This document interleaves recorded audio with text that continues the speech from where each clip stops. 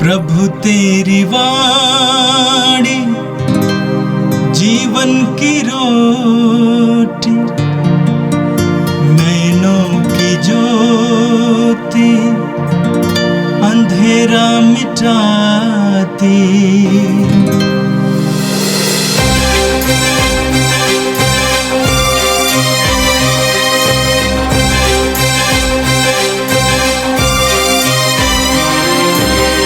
प्रभु तेरी वाणी जीवन की रोटी, नैनों की ज्योति अंधेरा मिटाती।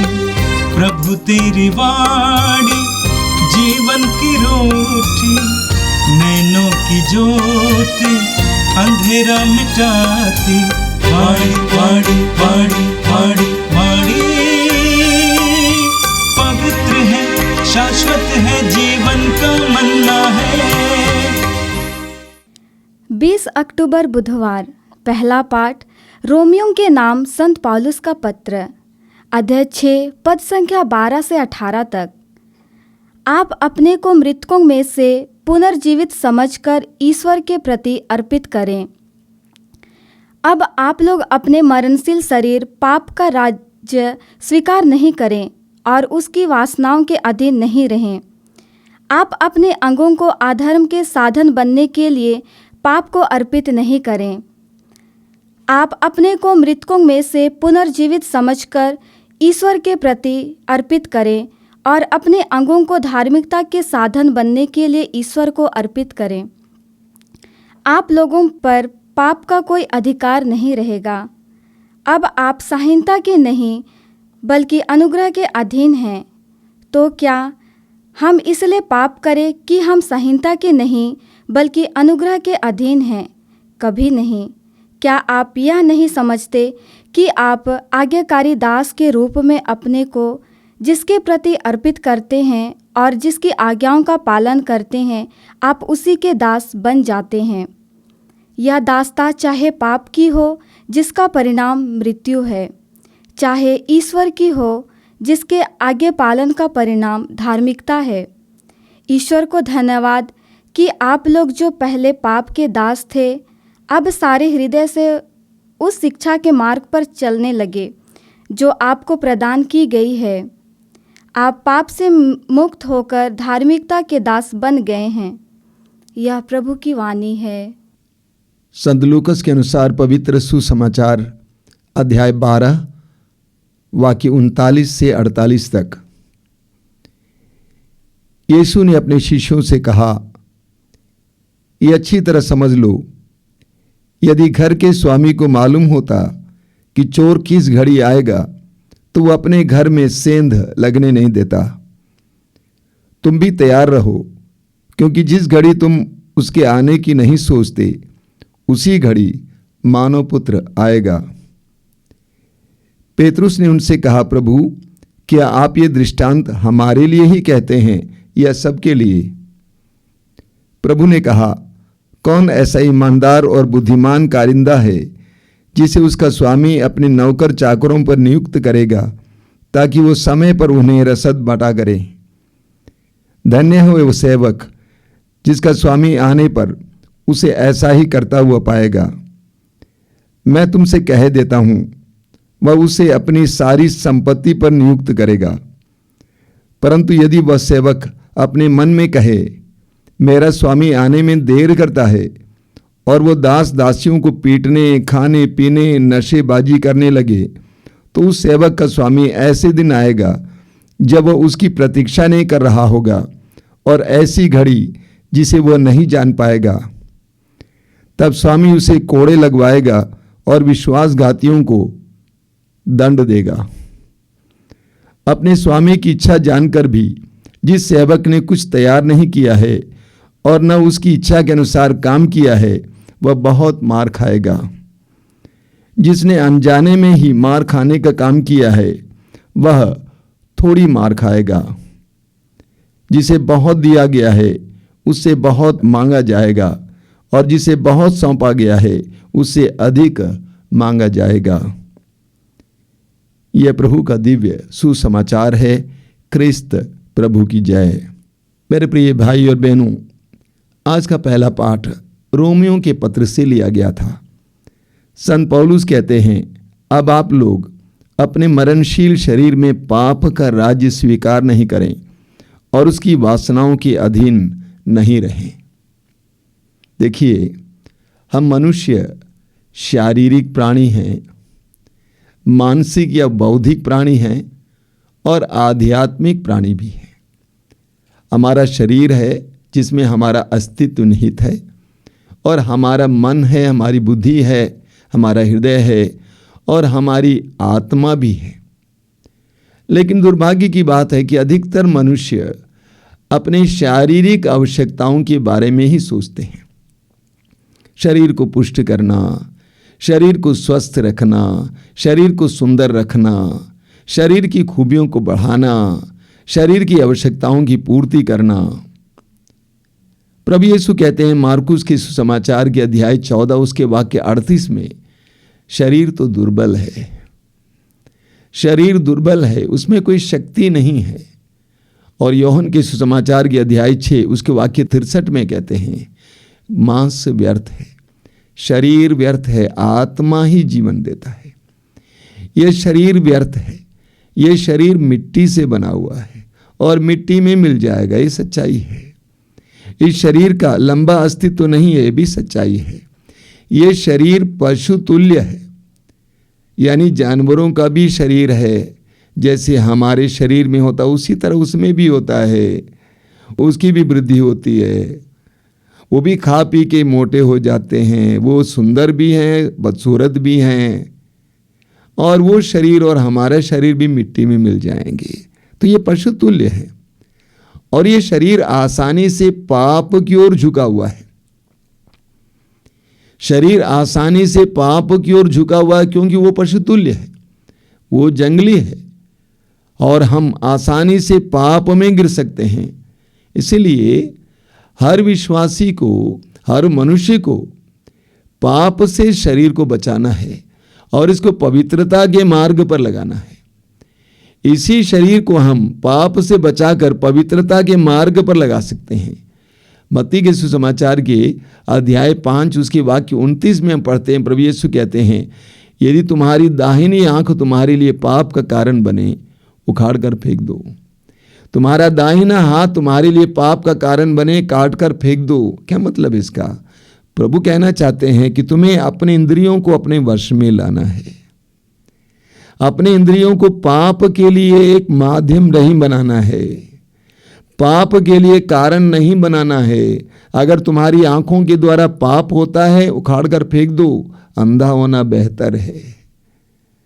तो प्रभु यीशु हमें समझाते हैं कि हमें इस नश्वर शरीर को अनश्वर बनाना है। पाप की ओर झुके हुए शरीर को पुण्य की ओर, पवित्रता की ओर बढ़ाना है।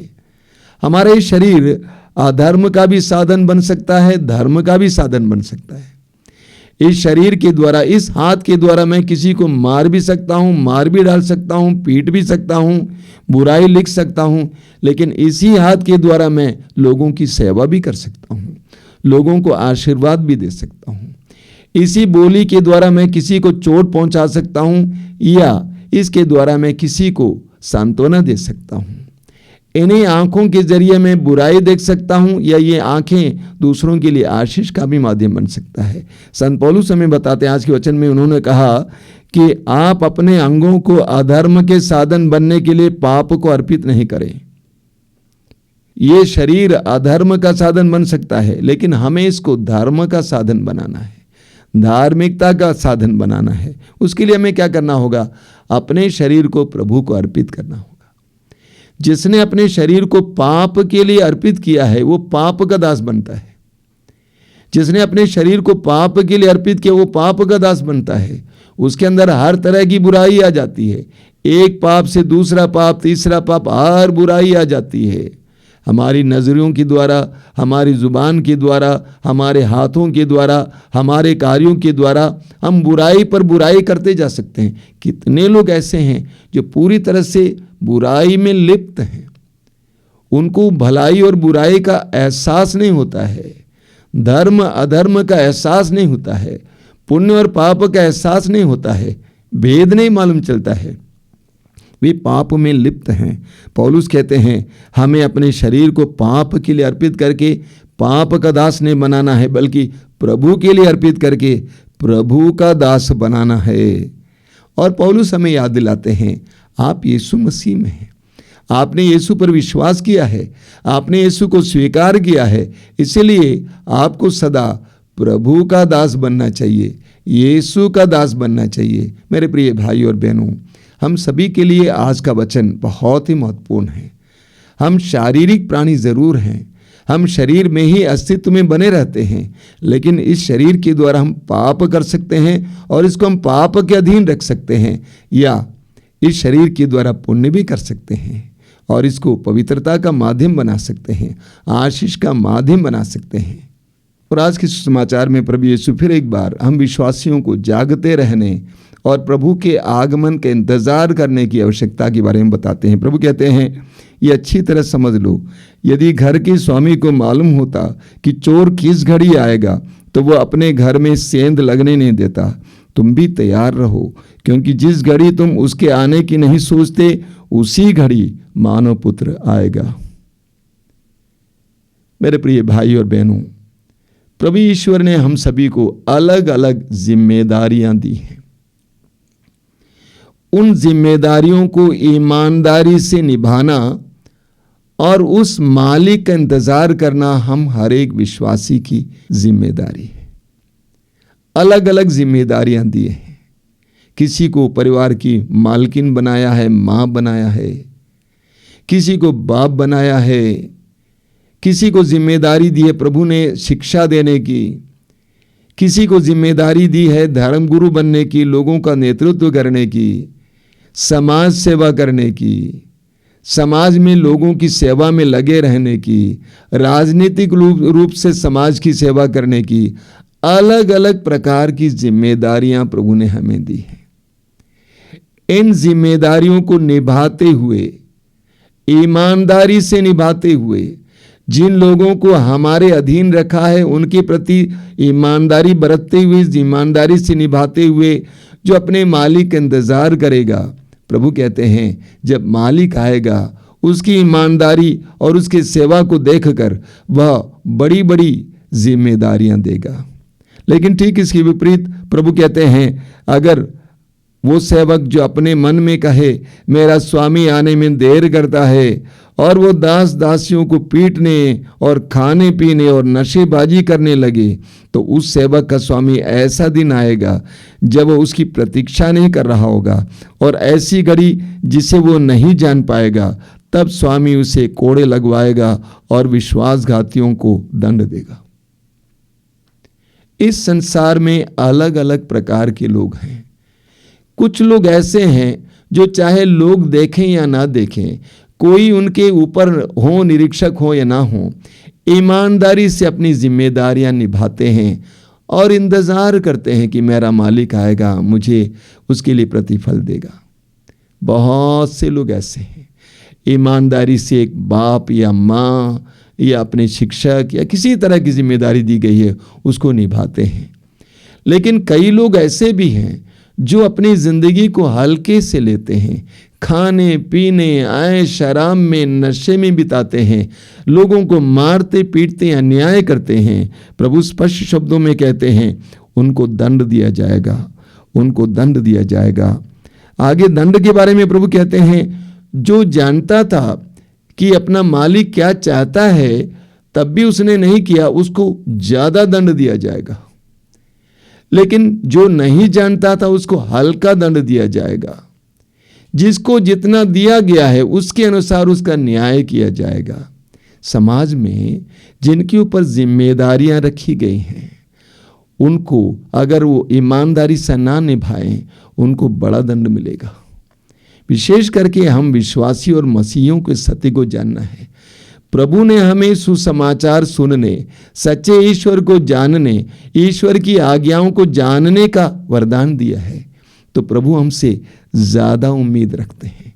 जिनको ज्यादा दिया गया है उनसे ज्यादा उम्मीद रखी जाती है।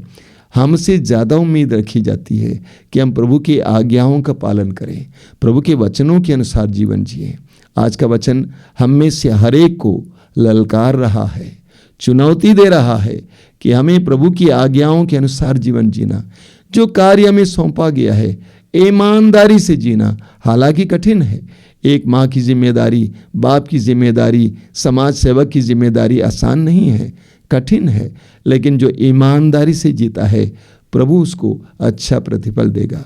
आइए हम प्रार्थना करें। प्रभु यीशु, धन्यवाद देते हैं आज के सुंदर दिन के लिए, तेरे अनुग्रहों के लिए धन्यवाद देते हैं, तेरी आशीषों के लिए धन्यवाद देते हैं। प्रभु यीशु, समय हमें से हर एक तुझसे प्रार्थना करते हैं, हमें जैसी बुलाया गया है उसके अनुसार ईमानदारी से अपनी जिम्मेदारियों को निभाने और अपने स्वामी के इंतजार करने की कृपा दीजिए। हमें हर एक पल का सदुपयोग करने की कृपा दीजिए।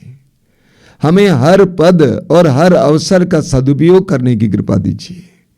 किसी के प्रति अन्यायी न बने, न्यायी बने और तेरे न्याय पर विश्वास करें। ए प्रभु यीशु, इन वचनों को सुनने वाले मेरे भाई बहनों पर दया कर। आज का संपूर्ण दिन उनके लिए कृपा का दिन हो, तेरी आशीषों का दिन हो। वे जहाँ कहीं भी जाएं उनको तेरी आशीषों का एहसास हो। हमारी इस प्रार्थना को ग्रहण करना यीशु, आमीन। प्रभु तेरी वाणी जीवन की रोटी, नैनों की ज्योति अंधेरा मिटाती। वाणी वाणी वाणी वाणी वाणी पवित्र है, शाश्वत है, जीवन का मन्ना है।